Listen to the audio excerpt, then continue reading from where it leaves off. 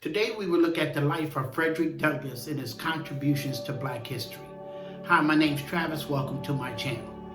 Frederick Douglass was born on February 10th, 1818, before the abolishment of slavery.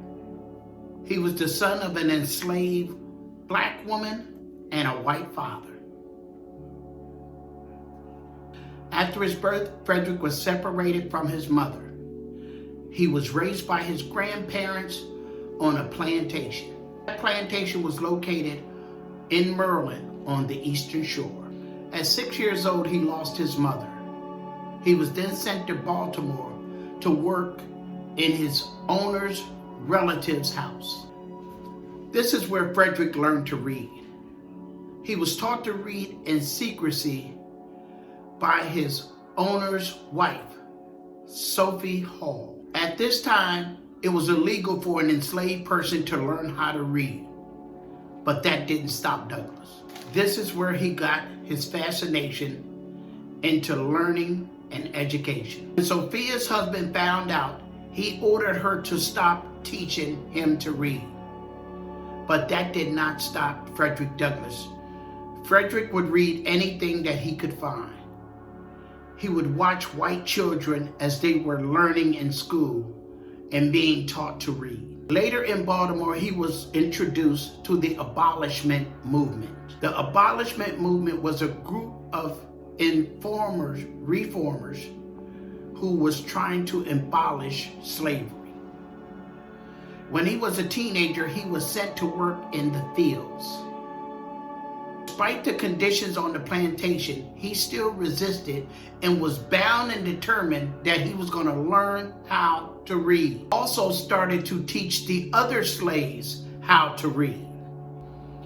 And in September of 1838, Frederick Douglass finally escaped and made his journey all the way to New York City.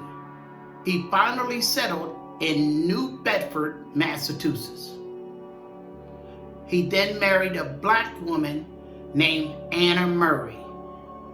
She was also a woman who helped him to plan his escape through letters. He and Anna adopted the last name of Douglass and took away his slave name of Bailey. That's when he actually became Frederick Douglass. Douglass started to attend and speak at abolitionist meetings.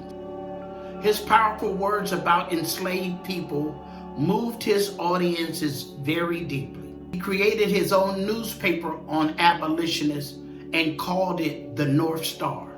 In 1845, he wrote his first of 3 autobiographies. It was called The Narrative of the Life of Frederick Douglass, and it became a bestseller.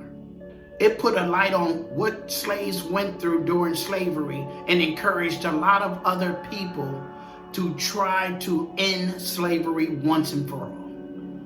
Douglass was still in danger though, because he was still considered a slave, and he had to continue to travel so that he could not be recaptured by his owner. Eventually, abolitionist supporters raised enough money and bought Douglass's freedom. This allowed Douglass to speak out more against slavery without having to look over his shoulder. Douglass was also a supporter over women's rights. In 1848, he attended a Seneca Falls convention in New York State. He worked with leaders Elizabeth Cady Stanton and Susan B. Anthony to gain rights for women. In 1861, the American Civil War began. Douglass lobbied the new president, Abraham Lincoln, to release almost 4 million slaves. He also requested to let African American men fight for the freedom of the slaves in the Civil War. By the end of the Civil War, Douglass was a celebrity. He continued the rest of his life working for the government and going across the world sharing powerful speeches.